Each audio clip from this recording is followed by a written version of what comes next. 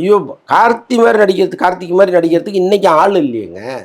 அவருடைய பாணி இருக்குல்ல, அவருடைய நடிப்பு ஸ்டைலு, அவருடைய பாணி.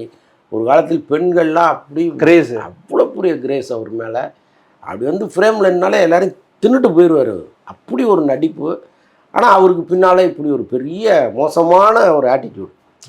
அவர் மட்டும் வந்து ரொம்ப சின்சியராக நடிச்சிருந்தாருன்னா இன்றைக்கும் அவர் இடத்துல அவர் மட்டும்தான் இருந்திருக்க முடியும். வேறு யாருமே அவருடைய பாணியை இன்னைக்கு வரைக்கும் யாருமே டச் பண்ணலையாங்க.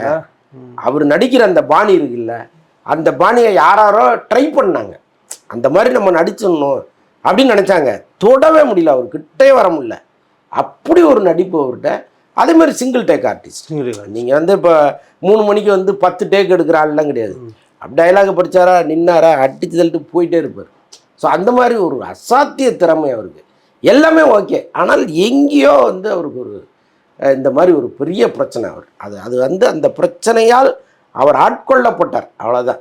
அது ஒரு கட்டத்தில் வந்து சில கெட்ட பழக்கங்கள் நம்மளை சாப்பிடுன்னு சொல்லுவாங்கல்ல, அந்த மாதிரி அதுக்கு தீனியாக மாறினவர் அவர். அவர் கண்ட்ரோலில் இல்லை, அது அப்படி போயிட்டார் அவர்.